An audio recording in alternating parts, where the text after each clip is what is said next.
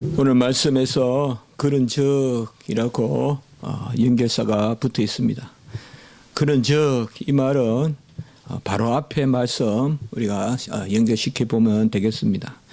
그리스도께서 너희에게 비추이시니라. 그리스도께서 빛이 되셔서 너희에게 비추심으로 그런 적, 이렇게 말씀이 연결된다고 우리가 보면 되겠습니다. 빛이 비추면 자연히 그것에 대해서 반영, 되비추게 되어 있습니다. 불가항력적인 그런 것입니다. 빛이 있는데 밝지 않을 수가 없습니다. 빛이 있는데 비추지 않을 수가 없습니다. 우리가 옥토라고 하는 것이 바로 그런 것입니다. 씨가 떨어지면 자랄 수밖에 없는 게 옥토입니다. 옥토가 바로 그런 것입니다. 내가 옥토가 되고 내가 빛이 되는 것이 아니라 빛이 임하시면 빛을 비출 수밖에 없는 존재, 이런 걸 우리가 불가항력적인 은혜라고 하는 것입니다. 그저 불가항력적인 은혜로 구원받았다라고 하면서 그건 그저 레토릭이고 수사고 옛날 이야기고 매일매일 삶은 그냥 내가 사는 거고 내가 할 수 있으면 하는 거고 할 수 없으면 안 하는 거고 좌절하는 거고, 그게 아니라는 것이죠.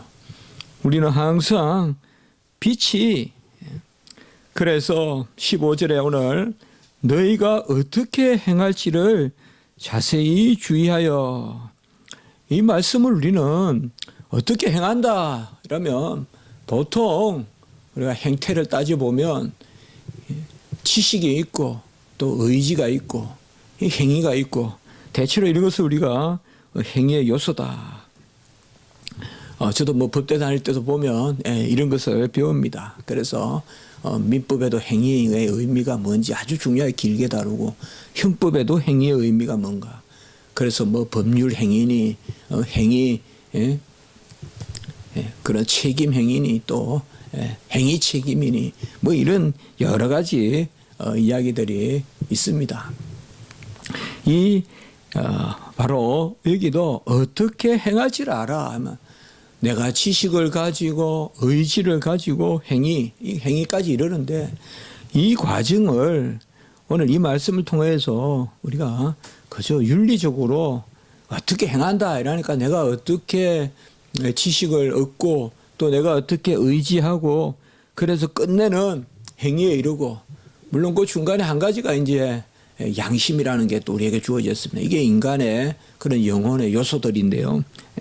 의지와 어떤 이성 혹은 오성 그리고 양심, 이런 것들이 인간의 그러한 영혼의 요소들 아니겠습니까?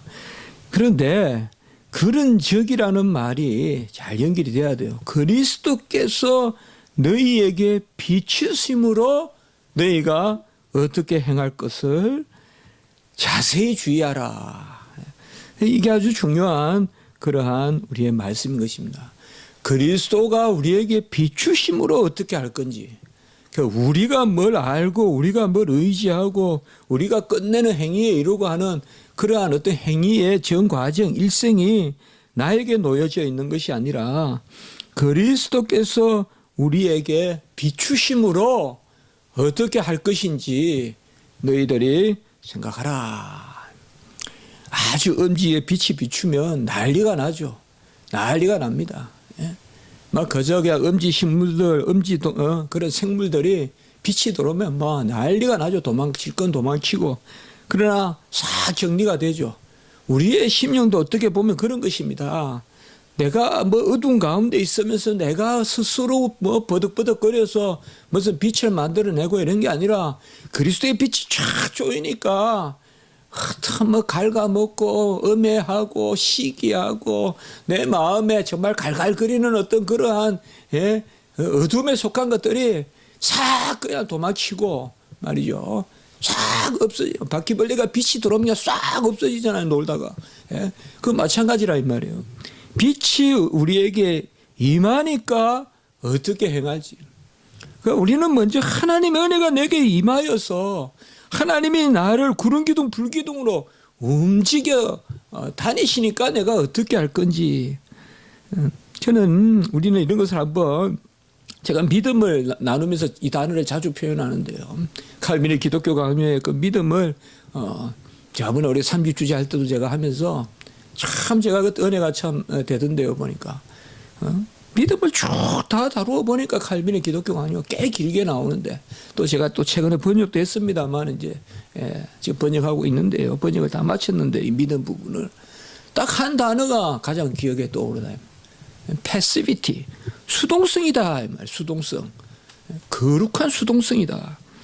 우리가 무엇을 하는 것이 아니라 믿음이라는 것은 받아들이는 것이고, 또 여호와의 뜻에 순종하는 것이고, 그 감화에 복종하는 것이고, 이끌려 가는 것이고, 내가 뭐를 주도적으로 시작하는 그게 아니라는 것이죠. 이걸 우리는 또 새기고 또 새겨야 돼요. 이게 건전한 신앙이고 이게 부흥의 시대예요. 거룩한 수동성에 매여 있을 때 부흥이 있고, 그때 성도와 교회가 거룩해지고 온전해지는 것이지, 이제 뭔가 된 줄 알고 한국 교회는 어떻니, 뭐 세계에서 가장 큰 뭐니, 이런 것들 내세우면서 신앙의 연조가 어떻니, 몇 대를 믿었니, 이렇게 내세우면서 내가 불쑥불쑥 튀어나오는 거, 이게 망조다 이 말이에요. 이게 안 된다 이 말이에요. 항상 뒤로 한 발 물러가 있고, 내가 뭘 할 수 있느냐, 우리가 뭘 할 수 있습니까? 잠잠하라, 할 수 없다. 그런 즉 그리스도께서 우리에게 빛을 비추는 즉 우리가 불강력적으로 아주 더럽고 서물서물거리고 내 마음에 막 이 빛이 쫙 임하면 막 도망친단 말이에요. 막 벌레가 도망치듯이. 그리스도의 빛이 임하면 막 내 속에 내가 그걸 못 없애요. 주님의 빛이 임하면 그냥 싹 다 막 언제 날아간 것 같이 그렇게 된다 이 말이죠. 그게 바로 오늘, 그래서 전에도 말씀드렸지만 지난주에도 이 에베소서나 이런 말씀들을 우리가 윤리책까지 읽으면 안 된다 이 말이죠.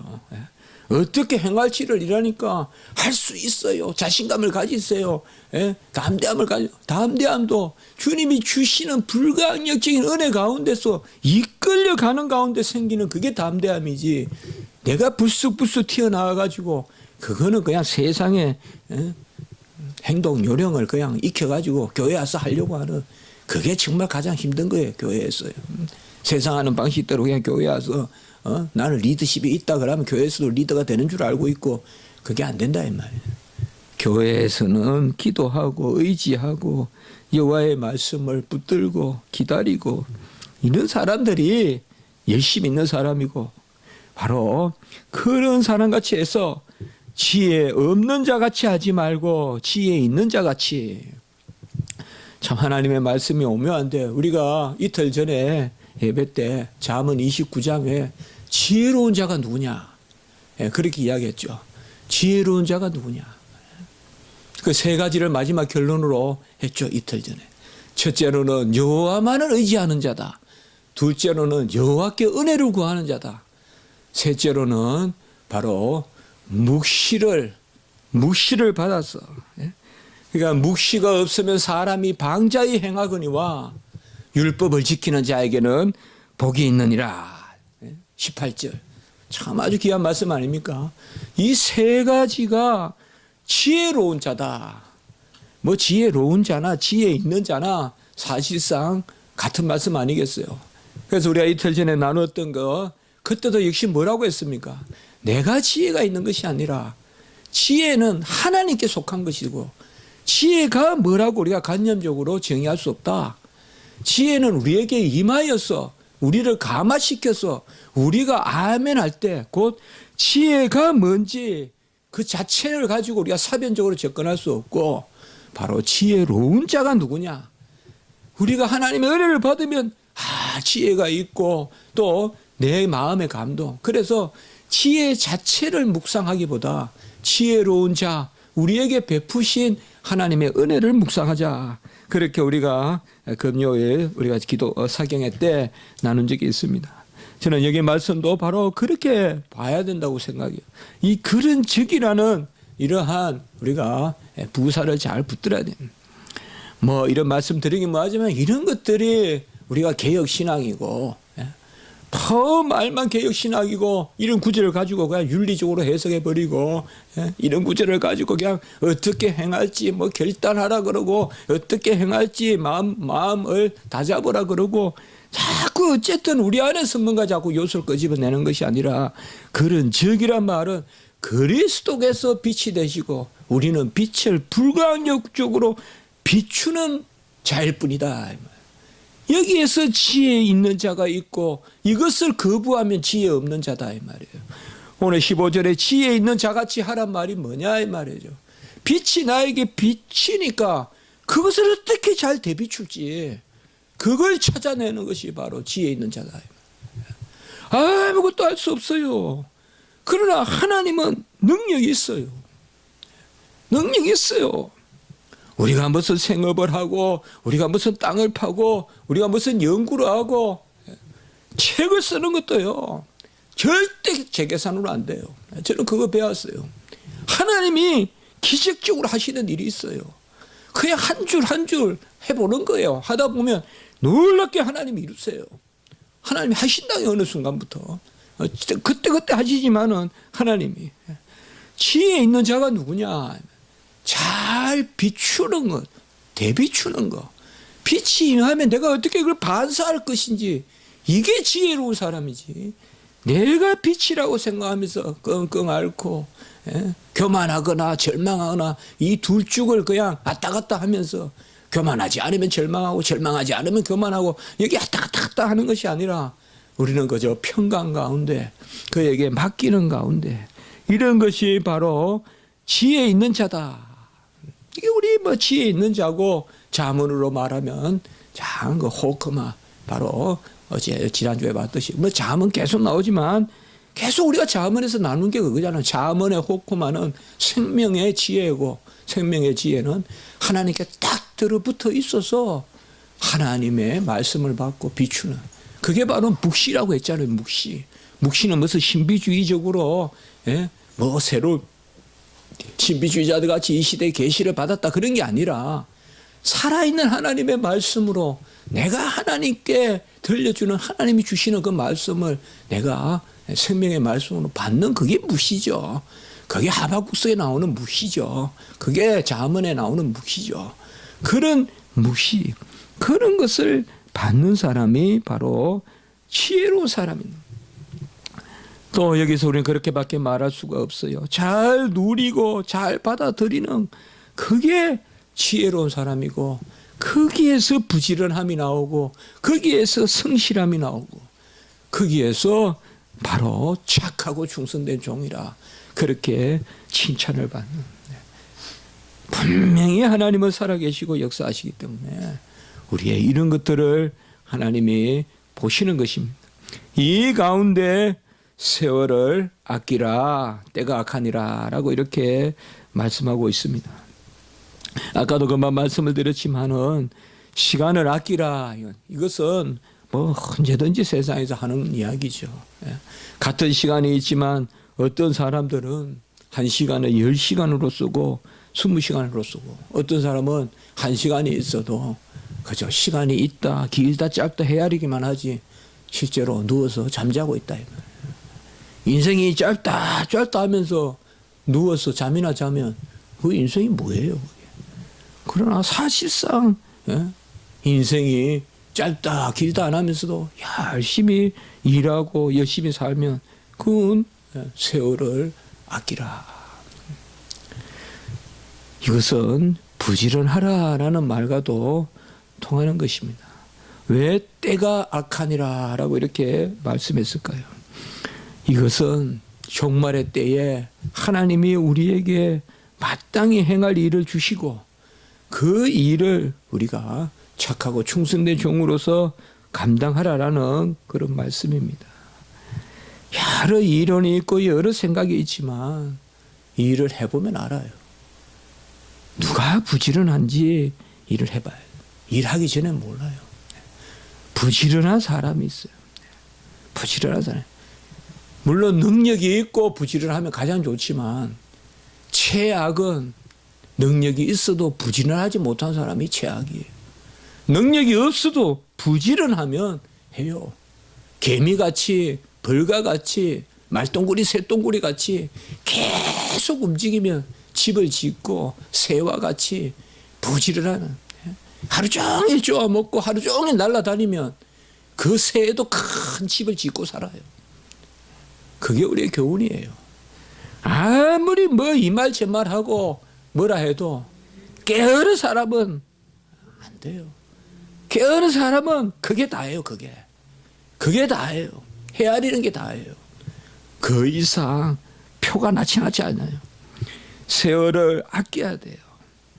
가급적이면 덜 자고 덜 졸고 하나님께 그렇게 기도해야 돼요. 우리가 하나님 앞에 더 하나님께 온전히 허탄한 것에 마음을 쏟지 말고 범사의 여호와를 인정하고 송축하며 정말 하나님이 주시는 시간 개념으로, 시간이라는 것도 하나님이 주시면 달라요. 뭐 시간에 대한 물질적 양에 대한 것은 끊임없는 아직까지의 이론 물리학자들의 연구 주제지만 아직 파악을 못하고 있죠.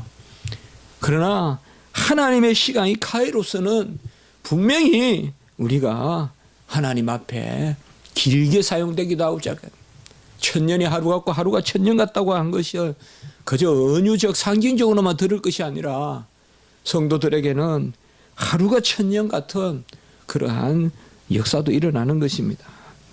무엇보다 세월을 아끼라라는 말은 어제 잠언의 말씀을 또 제가 떠올려 본다면, 방자에 행하지 말라.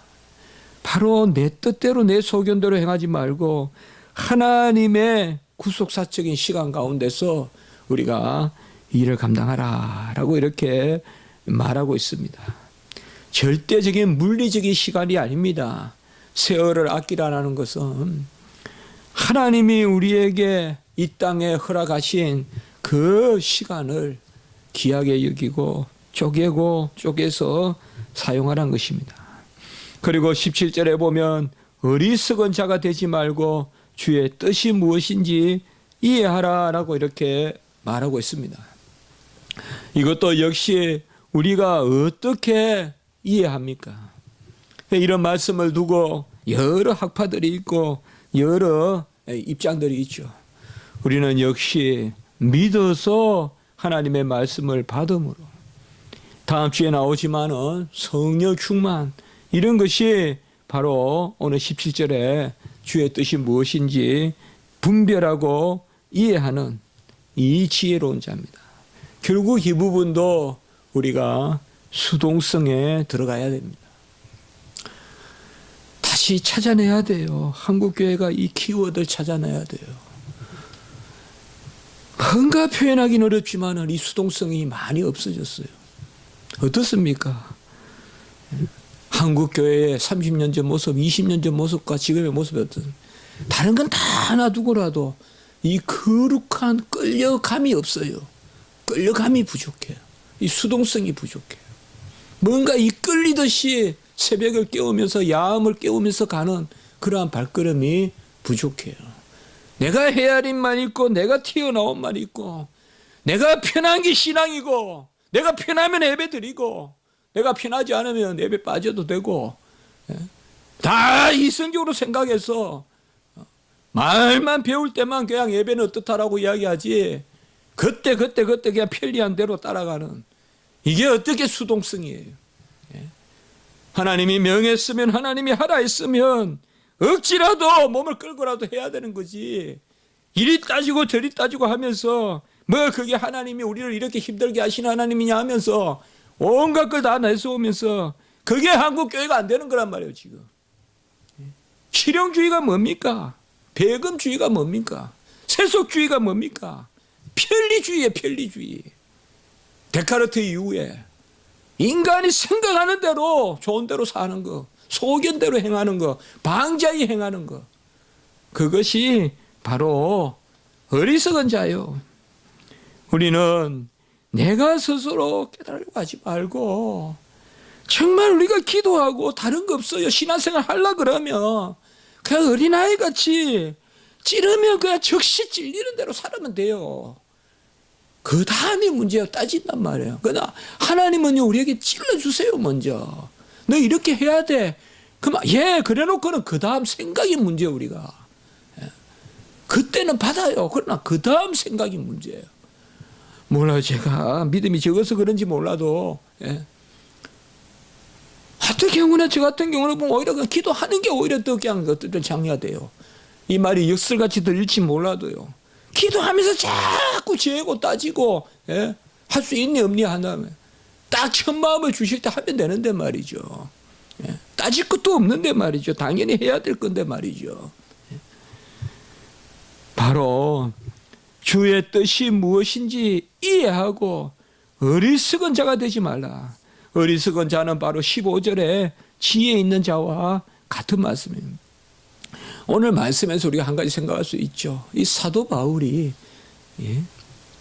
자문이나 이런데 아주 깊지 않았겠어요. 사도 바울은 율법사, 주님을 만나기 전에 다 하나님 사용하시는 거예요. 이런 말씀들이 다 자문 말씀 이런 데 너무 깊이 연관되어 있다고요. 우리가. 그래서 에베소서에 보면 바로 전에도 말씀드렸지만은 작정이 있고 그리스도가 있고 교회가 있고 삶이 있고 이게 에베소서잖아요. 그 에베소서가 작은 서신서지만 여기 다 들어있다 이 말이에요.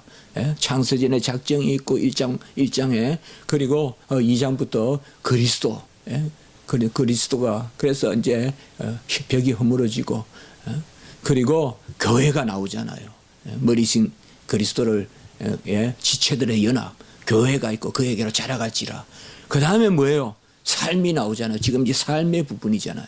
삶의 부분. 이게 이제 절묘하게 연결이 되어 있는데 오늘 말씀에서 바로 그것입니다. 주의 뜻이 무엇인지 이해하라라고 이렇게 이야기할 때 이걸 이제 로마 캐톨릭이나 이런 데서는 이해가 앞서야 된다. 이해되지 않는 신앙은 버려야 된다. 이렇게 이야기하죠. 신앙으로 어느 단계까지 자료를 수집하되 끝내는 이성적인 이해로 판단해라. 이게 아퀴나스의 생각이잖아요. 그러나 우린 그게 아닙니다.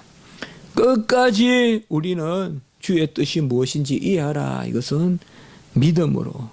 다시 아까 15절에 그런즉. 그래서 이 접속사 그런즉이 너무나 중요합니다.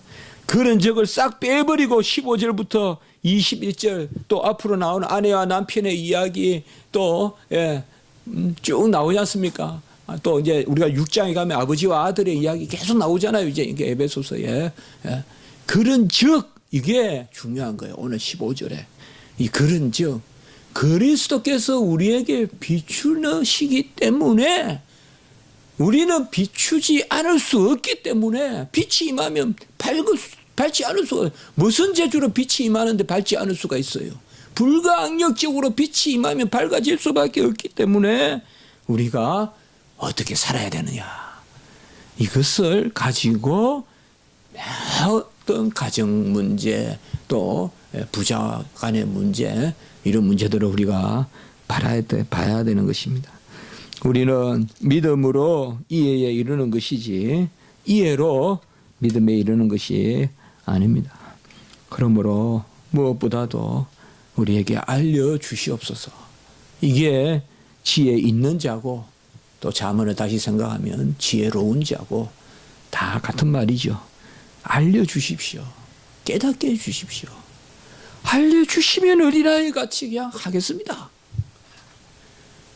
정말 이걸 우리가 이 땅에서 좀 배우고 이걸 좀 어떻게 해보고 살아야 되지 않겠습니까? 알려주시면 그냥 그대로 하겠습니다. 정말 이 세상에 무슨 철학이고 뭐고 따져봐도 아무 답도 없고 즐거움도 없고 그냥 하나님 하라는 대로 하겠습니다. 하나님 하라는 대로 하겠습니다. 안 따지겠습니다. 안 따지겠습니다. 그 신앙을 우리가 가져야 돼요, 여러분들. 한국교회가 다시 세련되고 뭐 이제 2세되고 3세되고 뭐 캠퍼스 사역이니 하면서 좀 머리 쓰고 거기에서 중요한 것들을 많이 놓쳐버렸어요. 이 거룩한 수동성을 놓쳐버렸어요. 캠퍼스에서도. 너무 잘 믿고 이제는 우리가 뭐 생명만 이야기할 때가 아니라 생활을 이야기할 때다. 이제는 뭐 삶이 앞서야 된다. 매스컴이나 이런 데 보면 기독교 언론이라 하면서 생명 이야기는 없어요. 삶의 이야기만 계속 나와요. 예? 뭐 이렇게 살아야 된다, 저렇게 살아야 된다. 한쪽에서 윤리적으로 뭐 이렇게 살아야 된다고 계속 보면 뭐 의식 있는 목사님들인지 쭉 나오고, 또 한쪽에서는 그렇게 못한 사람들 막 계속 고발하고 고소하고, 예? 폭로하고, 뭐 그런 게 기독교 언론이에요. 생명이 없어요. 생명이 없어요. 전부 윤리예요. 윤리. 예? 그런 적을 까먹어서 그래. 그런 적. 그리스도의 빛이 우리에게 임하셔서 우리가 빛을 비출 수밖에 없기 때문에 그것을 받아들여서 지혜로운 자가 되고, 그 가운데 우리가 하나님의 것을 받고, 그저 좀 시키면 시키는 대로 하고, 그렇게 살아야 돼요. 그게 강해지는 거고, 그게 유일한 길이고, 시키는 대로 하면 홍해도 갈라지고 여리고도 무너지는데, 내 생각대로 하면 도망치다 강야에서 다 죽어요. 주님이 하라는 대로 내 생각대로 하면 안 됩니다. 그것을 에베소서에서는 이야기해요. 그래서 에베소서를 저는 윤리서 같이 읽지 마라. 산산복음도 마찬가지지만 이걸 우리가 제사 강조해야 돼요. 불가항력적인 은혜로 살으라고 하는 것이 에베소서지, 내 윤리 강조하는 게 아니다. 기도드리겠습니다. 거룩하고 자비로우신 하나님 아버지, 크신 은혜를 베풀어 주셔서 우리에게 빛을 비추어 주시고, 정말 불가항력적인 은혜로 우리가 빛의 자녀가 되게 하시고, 일어나 빛을 비출 수밖에 없는 그런 존재로 삼아 주신 것을 감사합니다. 그러나 여전히 애습관, 애뿌른, 애자아가, 애사람이 그 흔적이 남아 있어서 그 빛을 거역하고 더 빛 뒤로 숨고자 하는, 또 그곳에서 안온한 곳을 찾고자 하는 편리주의가 있습니다. 하나님 아버지시여, 오늘 말씀과 같이 그런즉 우리가 지혜로운 사람이 되고, 그런즉 세월을 아끼고, 그런즉 하나님의 뜻을 분별해서 우리가 하나님 앞에 영광을 올리는 자리에 서게 도와주시고, 이러한 불가항력적인 빛의 역사가, 또 치료의 강선의 역사가 우리 김은희 전수사님에게도 임하였소. 불쌍한 종의 신음하는 소리를 들으시고 하나님께서 큰 은혜를 베풀어 주셔서 아버지가 이미 6개월간 또 그 전부터 이렇게 애쓰고 있습니다. 불쌍히 여겨주셔서 하나님 치료해 주시옵소서. 치료해 주시옵소서. 우리는 보이는 거 긁어내지만 보이지 않는 거 보이지 않고, 하나님이 근본적으로 죽이지 아니하시면 그 악한 세포들 죽일 수 없사오니, 하나님 아버지시여, 주님의 손으로, 주님의 치료의 강선으로 깨끗이 아버지여 근원국조차 채워주셔서 회복될 수 있도록 도와주시옵소서. 그래야 평생 하나님이 나를 되살렸다 증거하면서 생명의 구령에 큰 일을 이루는 주의 종이 될 수 있도록 은혜를 베풀어 주시옵소서. 오늘 한날도 하나님 지켜주시고, 우리 십자가지기 교회가 거룩한 이 수동성에 잠겨서 여호와 하나님이 이리 오라면 이리 오고 저리 가라면 저리 가고 행하라면 행하고 서라면서는 우리 십자가지기 교회 될 수 있도록 지켜주시고, 우리는 정말 약하고 미약하고 보이지 않지만 하나님의 뜻을 순종하고자 하오니 우리에게 뜻을 알려주셔서 아버지여, 특별히 우리의 기도는 이 시대의 진리의 말씀을 선포하고자 하는 것에 있사오니 하나님 아버지여, 우리 교회가 사용되게 하시고, 도망다니는 칼빈도 아버지여 기독교 강요도 쓰고 유럽 전체를 변화시켰는데 우리 교회도 이 일을 감당할 수 있도록 은혜를 베풀어 주시옵소서. 구주 예수 그리스도 이름으로 감사하며 기도드리옵나이다. 아멘.